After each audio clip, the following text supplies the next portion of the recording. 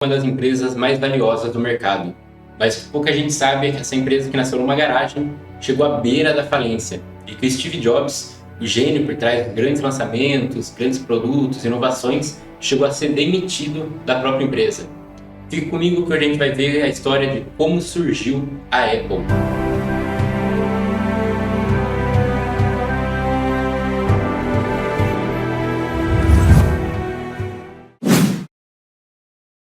Agora volta comigo para 1976, no Vale do Silício, na Califórnia. Ali os computadores estavam começando a tomar forma, mas ainda era algo muito complexo, somente para grandes empresas, universidades, e um único computador poderia ocupar o espaço de uma sala inteira. É ali que a gente encontra duas pessoas, personalidades completamente diferentes, mas que se completavam, o Steve Jobs e o Steve Wozniak. Ambos entendiam de tecnologia, mas o Steve Jobs ele tinha uma personalidade mais forte e gostava mais da parte mais artística. Ele tinha duas características que moldariam o caminho da Apple, que era a liderança e a sua visão a longo prazo. Ele conseguia idealizar e ver oportunidades onde as outras pessoas não viam. O Steve Jobs ele era filho de um imigrante libanês com uma americana. A família não apoiava o relacionamento, por isso quando ele nasceu, os pais se separaram e ele foi colocado para adoção. Ele foi adotado por Paul e Clara Jobs. E Steve Wozniak, ele gostava mais da parte de engenharia, entendia ali sobre os componentes eletrônicos, soldava e tinha isso até como um hobby. Os dois Steves frequentavam o Homebrew Computer Club, que era um clube para entusiastas de tecnologia. As pessoas iam, conversavam, trocavam ideia e mostravam os projetos que elas tinham feito de computação, eletrônica. E ali o Steve Wozniak se propôs um desafio. Ele queria fazer um computador pequeno o suficiente para as pessoas terem em casa, mas que para ele era um hobby. Para o Steve Jobs foi a oportunidade de um empreendimento. O Steve Jobs viu aquilo como uma oportunidade de negócio e logo propôs para o Wozniak que eles abrissem uma empresa. E aí surgiu a Apple. Até o nome da Apple era revolucionário para a época, porque as empresas de tecnologia tinham nomes bem compridos e a Apple era apenas Apple, fácil de lembrar e cheia de significado. O nome remete às histórias de Isaac Newton, porque a maçã teria atingido a cabeça de Newton e dado para ele a inspiração para elaborar a teoria da gravitação universal no século XVIII. O primeiro modelo vendido era o Apple I. Nesse primeiro momento era apenas uma placa cheia de circuitos eletrônicos e quem quisesse montar o computador teria que comprar todas as outras peças, como gabinete, monitor, teclado, à parte e montar tudo em casa. Por isso esse primeiro modelo não teve um acesso do grande público. Eram mais as pessoas conectadas à parte de informática, entusiastas, que queriam ali explorar e comprar os componentes que quisessem para montar seu próprio computador. Mas isso já trouxe um gás inicial para o surgimento da Apple. E nesse primeiro momento, era um trabalho manual que eles faziam na garagem dos pais de Steve Jobs. Todos os pedidos eles faziam manualmente, soldando componente por componente. A equipe era pequena, apenas ali os amigos mais próximos, os vizinhos e os colegas do clube. O Apple I foi bom, mas foi o Apple II que mudou tudo. Esse já era mais amigável, tinha teclado integrado e era pronto para o usuário final. E ele vendia, e vendia muito. A empresa começou a crescer e não cabia mais numa garagem. Os investidores chegaram e eles se mudaram para um escritório próprio. E aquilo que era um projeto entre amigos se torna uma empresa de verdade.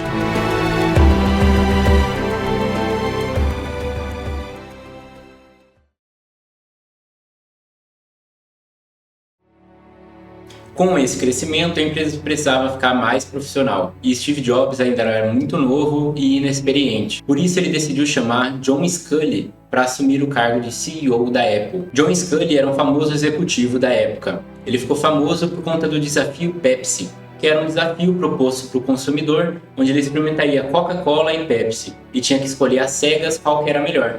E a maioria dos consumidores escolheu Pepsi. E isso alavancou, foi uma jogada de marketing gigante para a Pepsi. Isso, na época, incendiou a chamada Guerra das Colas, a competição entre Coca-Cola e Pepsi. E Jobs vai pessoalmente fazer o convite para Sculley. E ele fala a enigmática frase: "Você quer vender água com açúcar para o resto da vida ou quer mudar o mundo?" Isso atinge Sculley profundamente e ele assume o cargo de CEO da Apple. Sculley tinha um único objetivo: fazer a Apple crescer de maneira estável e previsível.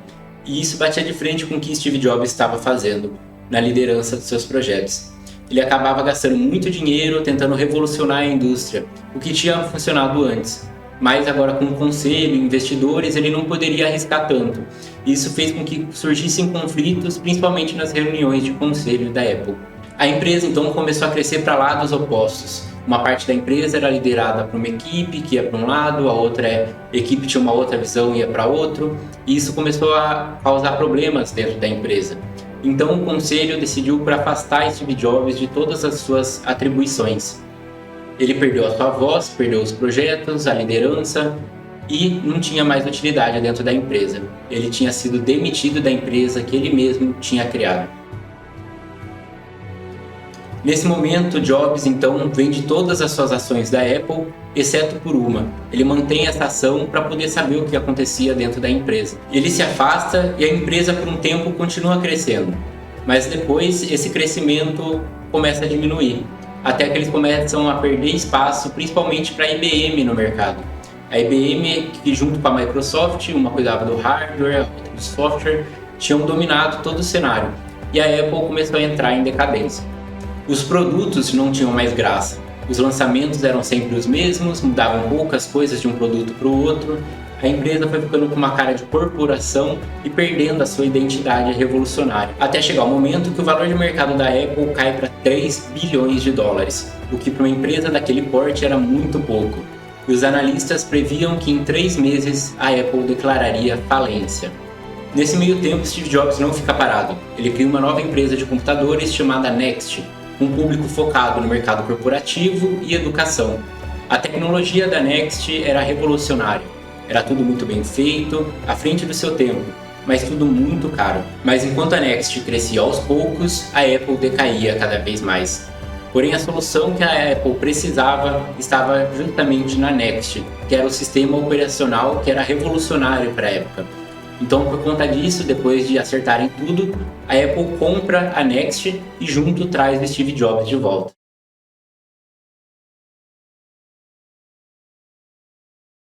Steve Jobs volta para a Apple de uma maneira muito silenciosa, primeiro atuando nos projetos da Next dentro da Apple, mas ele vai tomando cada vez mais espaço até voltar para a liderança da Apple como CEO. E a primeira coisa que ele faz como CEO é cortar os gastos. Ele corta os produtos, corta aquilo que não estava funcionando e a empresa para de decair e se estabiliza. Depois de estabilizada, Steve Jobs volta com os lançamentos. O lançamento principal que faz a Apple voltar a crescer é o iMac, um computador super tecnológico para a época, bonito, de plástico, transparente, translúcido e com cores que chamavam a atenção do público. A Apple voltava a ser símbolo de status social para a comunidade. Em 2001, ele faz o lançamento do iPod. Ele sobe no palco, na frente de todo mundo e anuncia um novo tocador de músicas. Até aquele momento, se você quisesse ouvir música de forma portátil, você teria que carregar um Walkman ou um Discman, carregando CDs ou fitas junto com você. Mas ali, ele anunciou não só o iPod, mas como o iTunes, uma forma de você organizar suas músicas. E esse lançamento foi marcante porque ele está ali no palco apresentando para todo mundo e diz: vocês terão 1000 músicas no seu bolso. Ele coloca a mão no bolso na frente de todo mundo e tira o iPod na palma da mão. And this is what the front of it looks like. Boom. That's iPod. I happen to have one right here in my pocket, matter of fact. There it is, right there.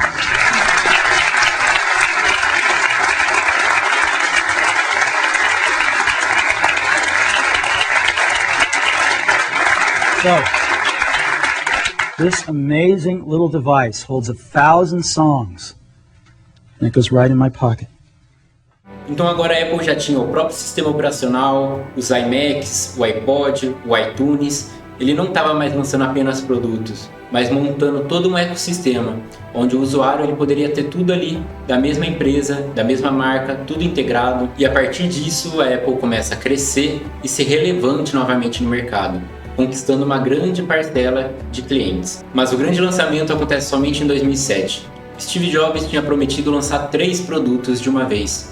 Ele sobe no palco e anuncia um novo navegador da internet, um telefone e um novo iPod. E ele fica falando sobre a parte de inovação de cada um desses itens, cada produto desse, o que teria de diferente. E na hora de apresentar o produto, ele começa a repetir: um iPod, um navegador da internet e um telefone. Um iPod, um navegador da internet e um telefone. O público começa acha isso estranho e ele anuncia: não são 3 produtos, mas um produto com os 3 juntos. E aí surge o iPhone.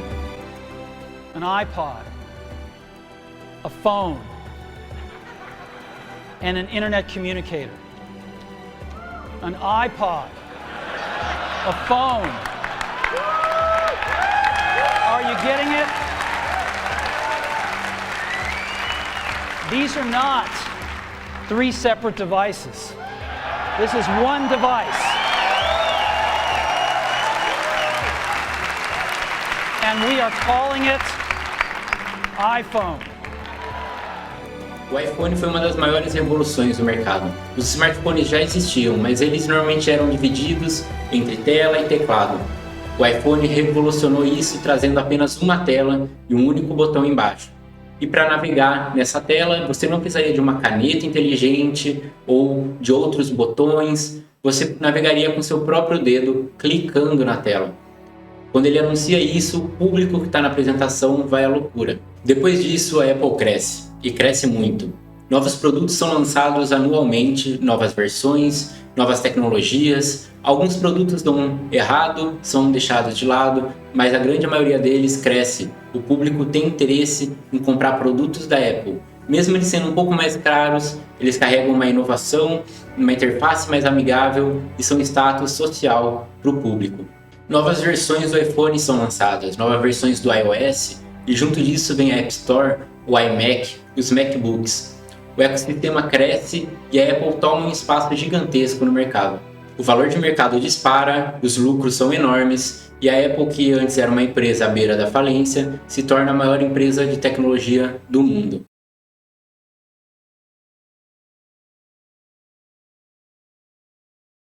Mas quando tudo parecia certo, Steve Jobs descobre um câncer. Não se sabe ao certo a origem da doença, mas acredita-se que por conta da sua dieta frugívora, que ele seguiu por muito tempo, onde ele só comia frutas, isso tenha sobrecarregado seu pâncreas, causando uma pancreatite que, não tratada, resultou num câncer de pâncreas, que é um dos mais difíceis. No primeiro momento é tratado, é resolvido, mas anos depois a doença volta. Ao invés de voltar com a medicina tradicional, ele procura por medicina alternativa, até quando a sua saúde é bem debilitada, e aí ele recorre à medicina tradicional, mas já era tarde demais. Em 2011, Steve Jobs abandona o cargo de CEO e, pouco tempo depois, falece.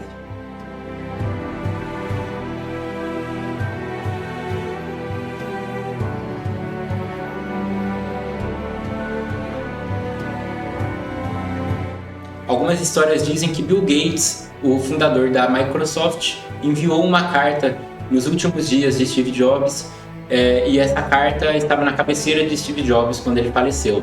Os dois tinham sido inimigos a carreira inteira, tinham brigado principalmente no começo da Microsoft e da Apple por conta das concorrências, que muitas vezes eram desleais. Quem assumiu o lugar de Steve Jobs na Apple foi o Tim Cook, e que permanece sendo CEO até os dias atuais.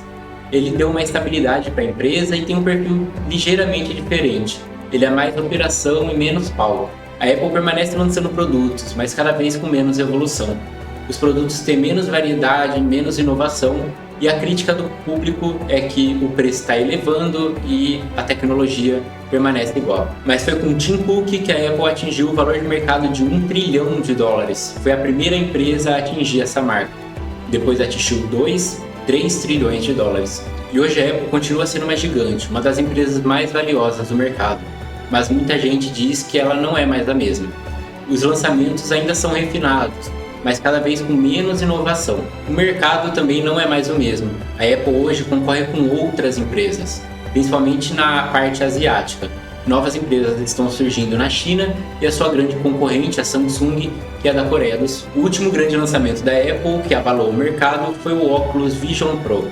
Esse óculos recebeu quase a mesma quantidade de críticas e de elogios. No fim das contas, a própria Apple mudou. Ela já não é mais uma empresa que tenta quebrar os padrões e revolucionar a todo momento. Ela agora é uma empresa muito mais eficiente, que age com precisão no mercado que ela já dominou. E essa é a história de como surgiu a Apple, uma empresa que nasceu numa garagem e dominou o mundo. Se você gostou desse vídeo, deixe a sua sugestão de conteúdo aqui embaixo. Aqui a gente vai contar como surgiu empresas, tecnologias, empresários Então a gente precisa muito da sua opinião aqui embaixo. Que você se inscreva, deixe o like e ative o sininho. Muito obrigado e até a próxima.